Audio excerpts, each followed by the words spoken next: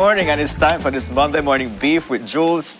That beef has been marinated over the weekend, so it's going to be quite savory and all full with the juices. Good morning, Jules. How are you doing today? I'm doing okay.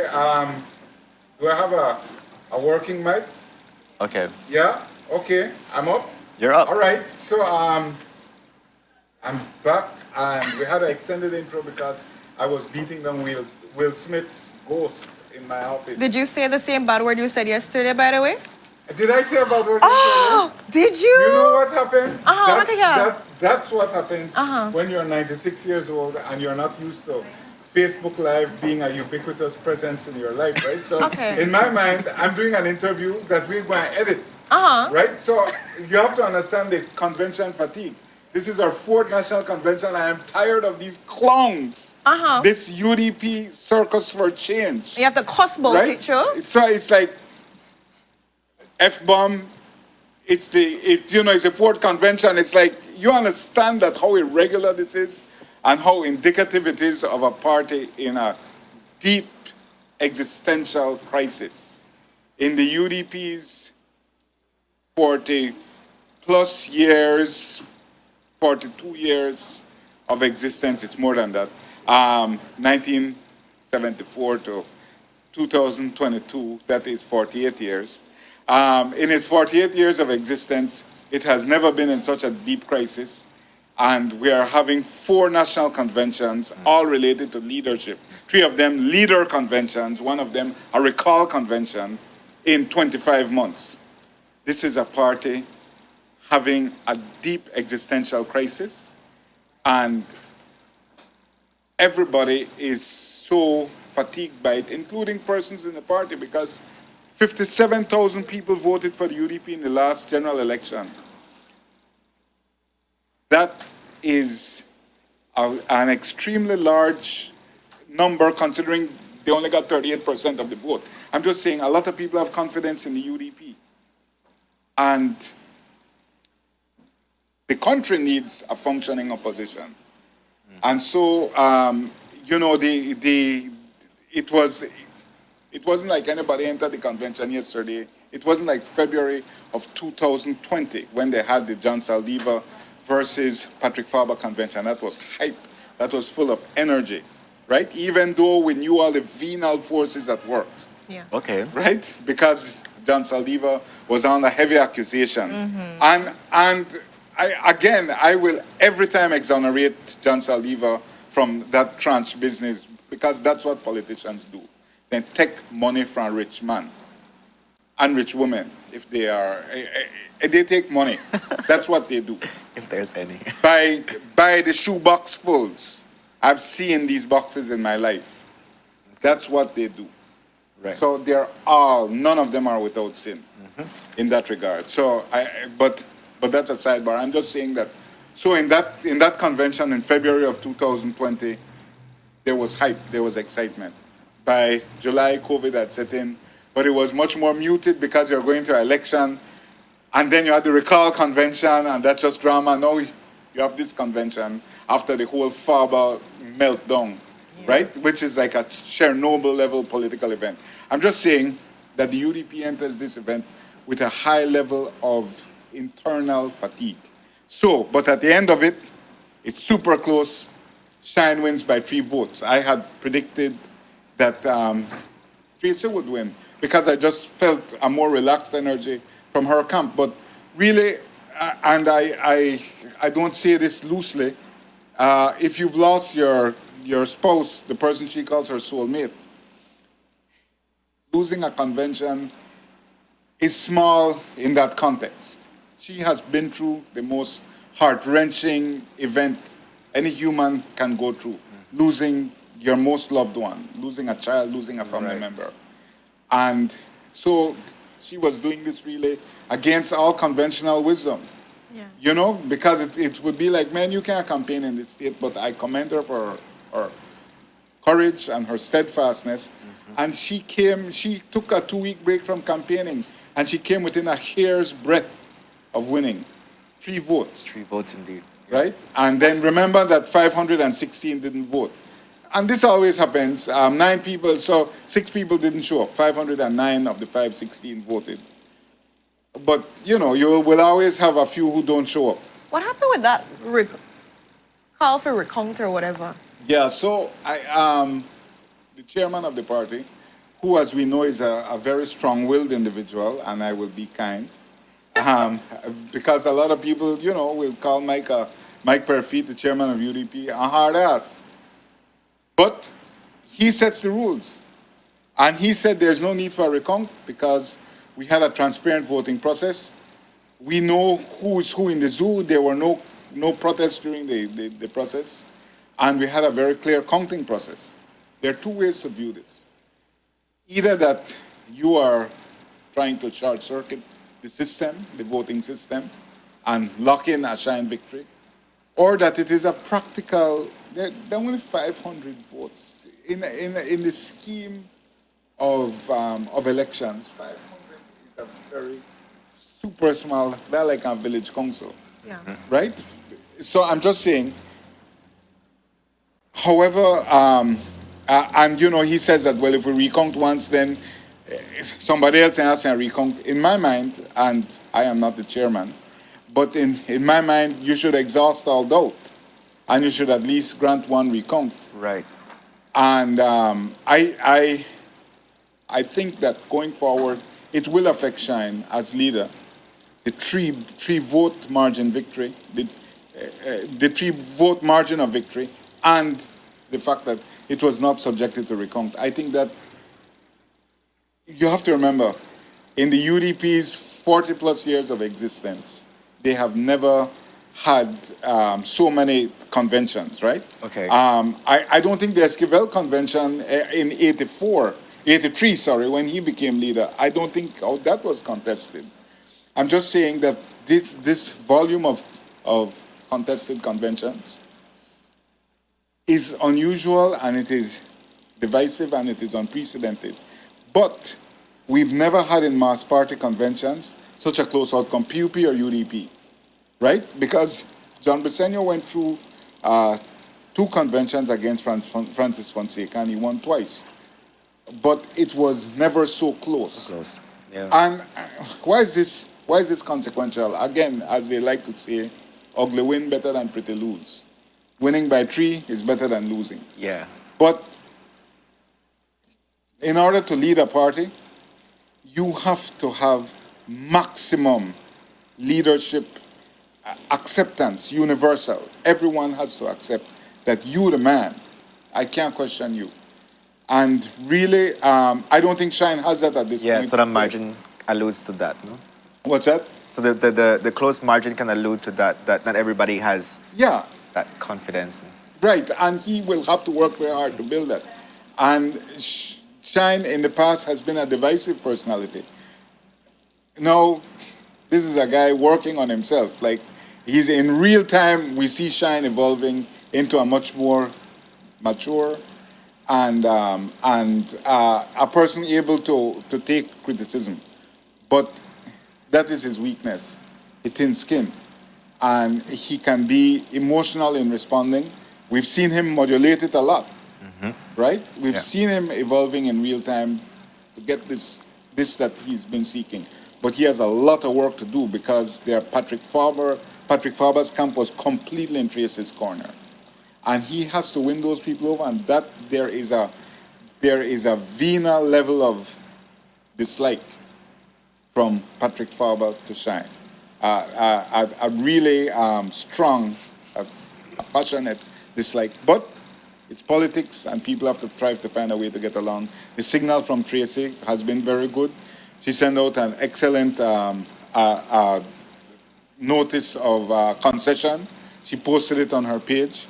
And certainly we'll be hoping to interview her today. But even when there was all this drama about the recall, I have to commend her for being absolutely calm and being completely reasonable and not going on, not acting a fool. I'm not sure if it would have been the same if the shoe was on the other foot. But we shall never know. Shine was also gracious in victory. So he'll be on Uncut this week. So we're going to have fun because I'll certainly challenge him on everything. But I think that what a lot of people in the UDP are concerned about is that Shine, I think that they want to know that he puts the party's interest first and not self-interest first. Because we see good point. someone who is, as we said, evolving in a public space, but also evolving in a global space. And that has to be very intoxicating. He is a global name at this point. He can be a global celebrity. His story is one of the greatest stories in politics throughout the world, and certainly in this region. You know, the child of a leading political figure, spurned to a large extent, growing up in poverty. Brooklyn, growing up in the rough streets of Brooklyn, making himself as a rapper, shot, rededicates himself to being an artist, making it at a very high level with Bad Boy Records, incarcerated for 9 years, never snitches, never calls anyone names, survives that. Because surviving any incarceration is so difficult, but doing it as a celebrity is so much more. And then returns, you know, it goes through all type of stuff that believes, rejected at so many levels because his personality just came out. His personality was completely dysregulated. Goes into the whole Jewish thing. You know what I'm saying? Yeah, he's been over like 10 he's been times. searching, yeah. And then he emerges now as the leader of the opposition and the leader of the UDP. I'm just saying, God help us if he becomes prime minister. So my as he's just that determined to actually. do. Because, you know, I'm saying that we have to acknowledge that this is a global story.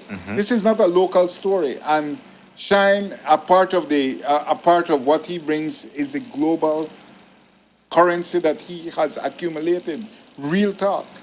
And it will be very interesting to see if this is able to parlay with young, disaffected voters who do not care about the modern political scene. And there's a good reason they don't care, because it's a circus, Okay. right?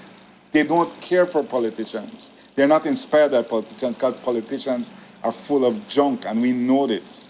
Oh, we do. Why are they full of junk? Because they don't believe in the same things we believe in. And what we believe in, I believe, post it. And you know the government doesn't want to post anything, right? They don't want to post anything. I don't want to start that again, but I'll be able to explore this more with Shine when he comes on Wednesday.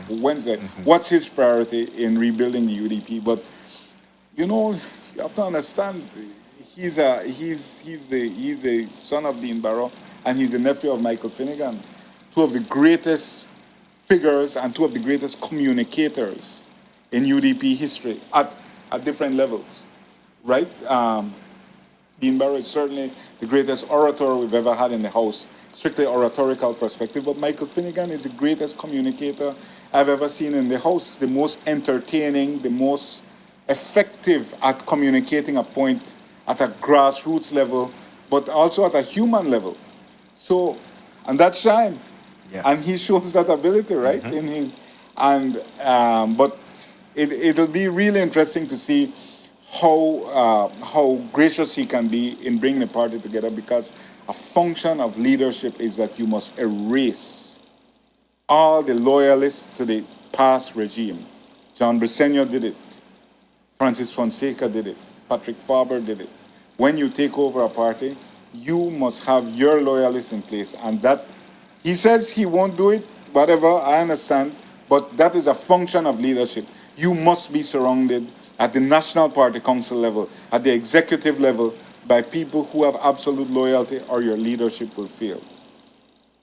So it's going to be an interesting He's time. definitely on the hot seat, so let's see how he evolves indeed. And try Right. to bring the party together. I feel like Uncle a really hot power Wednesday. Everybody what they tune in for say, what that the 2 cents we give to that story?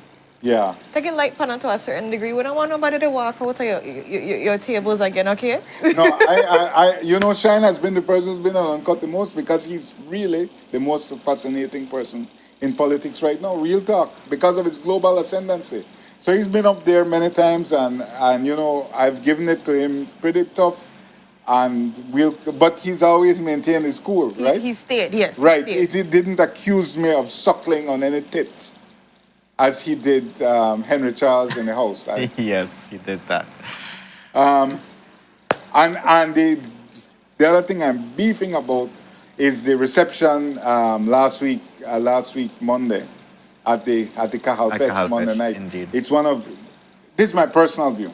I understand that socially these events are important, and I am a misanthrope and I am antisocial, but that obscenity that played out at Cajalpech, that cultural obscenity, that it's a historical event. It's like happening outside of history. Like history didn't happen. To have that event, history didn't happen.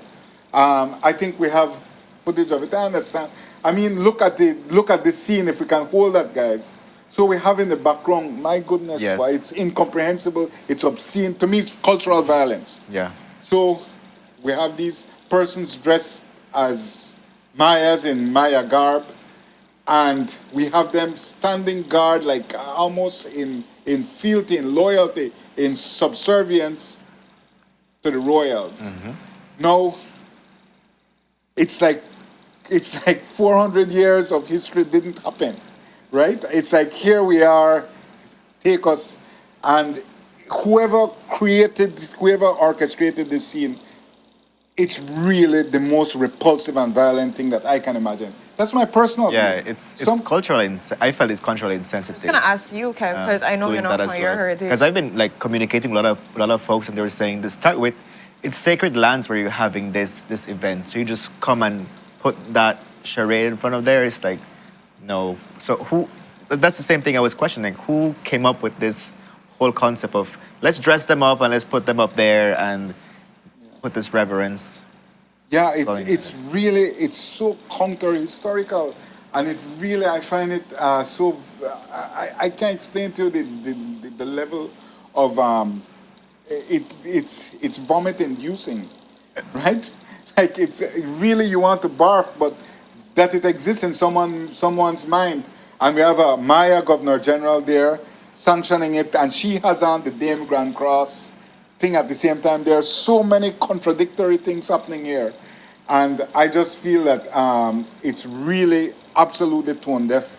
And it shows that the mental slavery that at the official level we continue to be in. And, I had a text exchange with the Minister of Foreign Affairs this weekend because I did a commentary on the news on Friday where, I took issue with his remarks that he said that the negative press received from the Maya, when we interviewed him last week, he said that the negative press from that Maya protest wasn't good for Belize.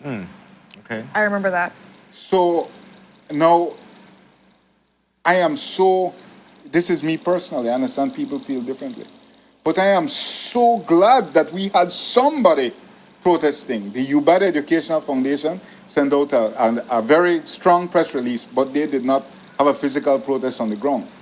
I am so glad that the Mayas of Indian Creek, because in the regional context, we would have looked like patsies, like clowns. Like we're basically Right? just laying over and then Yes, walk on and then again. because in Bahamas and Jamaica, I'm not saying there were large protests, but there were protests. There were people Exactly. standing up, and the Prime Minister of Jamaica stood up and said, "We're moving on." I'm just saying that without the Mayas of Indian Creek, we would have been punked, right?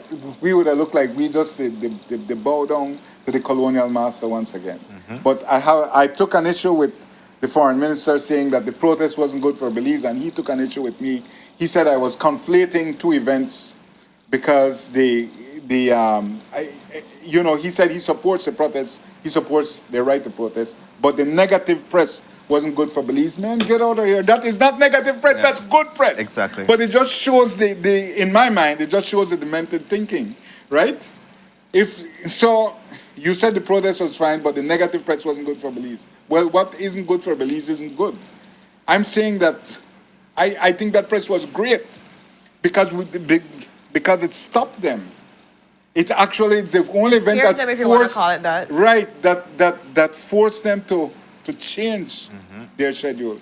And it's important. I understand Mr. McKin and his family have a very powerful story, and they felt very hurted that the royals did not come and visit their farm. I understand. And that's difficult for them, and I empathize, and we gave them great coverage. But if you want to get breakfast, you got to break some eggs. And we need a post-colonial breakfast.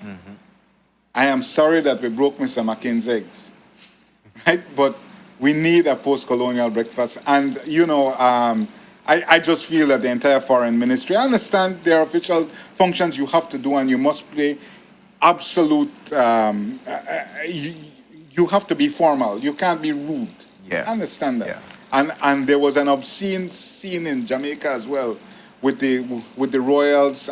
It's a sort of some fetish, some royal colonial fetish they have, where Prince William and Kate reenacted in the same Land Rover what the Queen and the Duke of Edinburgh did, must be 30 years ago, which is drive past in a Land Rover, in an open back Land Rover, in all their military garb. They drove past this an inspection of the Guard of Honor. This is what the royals love, right? Recreating the fantasy of empire, because that's all they have now, and we're a part of their play, right? It's all a play. But anyway, my personal feelings, and I understand people feel differently.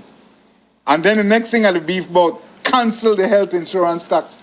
Okay, see, we have the scene there. Yeah. So that's a reenactment. So that's the Duke of Edinburgh and Queen Elizabeth. And that's the modern day scene they recreated. It is, and they did that in Jamaica. Yes, that's Jamaica. And it's if we could just bring it back to the first scene, guys.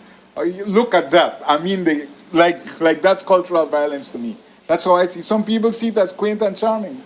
I accept that. But I'm just saying, it's like you recognize it happened, yeah? We are reenacting our colonial fantasies upon you. You are our subjects. Like, it's literally cosplay. It's like literally some kind of colonial fetish. Anyway, amazing. Moving on. Cancel the health insurance tax. I'm just saying, COVID is over, right? Like, that's how we react. We understand. I know it's not over, and I know there's another variant, BA2, that's coming soon to a sneeze near you. We're just gonna be like, yeah. I mean, our things are very low right now, but and we're actually having agric, so people might be out like crazy. The expo this weekend was crazy. Those, the convention, everything. BA2 is coming soon to a sneeze near you. Yes. And we have to be real about that. But this government isn't going back. I understand they believe in economic growth and that you have to continue to push ahead. And I agree, we have to live with it. But I'm just saying, if all that is going to be normalized, why do we still have this health insurance tax? This health insurance tax is an enrichment scheme for the Insurance Corporation of Belize. Open the books. I am saying this is so clear. For example, Costa Rica had some type of tax, I believe, which they canceled. These things are barriers to travel. These things make somebody. I understand what's 15 or 18 US, whatever it is, 18 US. It's not a lot of money, but when you're traveling with a party of 10 people, it adds up. And I am saying, what is the need for it? The need for it is enrichment. And then also the inconvenience of having people not know that they had to pay it, still come in and have to go and pay it afterwards, because we saw the long lines and all that came with it. So it's just a lot to be able to still take on when you know that COVID, I wouldn't say we're in the realms of having it slow down. So why do we still have it? Well, we are normalized. We are acting like it doesn't exist. But we still have the insurance. You still have it because, man, they make money. Which man? A corporation is making money, and that is what corporations exist to do. But I'm saying it's a state-sanctioned profiteering scheme. It's millions of dollars. It's millions of dollars. Remove the tax. But they won't because they know what they're doing, and I won't go into that. Very huge story. We're switching. Very huge story came up last week that really hasn't received the attention it should. That would be 8 days, 9 days, 10 days ago on Saturday in Dangriga, outside Dangriga, a bus was intercepted with 38, a Maya King bus was intercepted with 38 workers for the Maya King farm, and 13 of them were minors. Some of them were children, so we know those. They aren't workers, but these people had no documentation. They said their documentation was at the farm. They're all Guatemalan and Honduran. And the 12 children were all taken by ATIPs and questioned. And it turns out they say they were working on the farm. I interviewed the farm owner, John Zabanet, Maya King. He says that he does not employ child labor practices, but, quote, a few may slip through the cracks. Now, we have to be realistic about something. This is common practice in the labor of the various belts in the South, citrus and banana. There is desperation in Central America, and it's become more desperate than ever because of COVID. People are desperate to earn anything. They get paid $1.50 per bag. For 100 oranges or so fit in a bag, a sack, and that's what they get paid. And we have to understand these are normalized practices in the South. But this bus was made. Now it was made by a different unit, not the regular police, because the regular police know the rules. There are rules in the South. Okay. That these irregularities are regularities, are normalized. Okay. What you think, it's an upside-down world. Yeah. Because of the vast investments in these farms. So the anti-narcotics unit made the intercept, and they don't play. The anti-narcotics unit, let's just say, has a very close relationship with the U.S. Embassy. Very close. And so that created a bottleneck because ministerial level calls were made, I am told. Big calls were made to set the people free because this is how labor works. Yeah. And then John Sabana is also like under the loop of the U.S. Embassy, right? Right. So he had a kingpin designation from the Office of Foreign Assets Control about 8 to 10 years ago, and he fought to get from under that, and he got from under it. But this is a man the U.S. has designated previously as a kingpin. Yeah. And so their biggest issue, bigger than narcotics, is human traffic. And they've constantly listed Belize as tier 2 and tier 3, not enforcing anti-human trafficking. And here now they have a man they formally designated as kingpin. His work is caught by the anti-narcotics unit, which works in concert with the embassy. And we have child labor. So I'm saying that we have all these things, and it's a really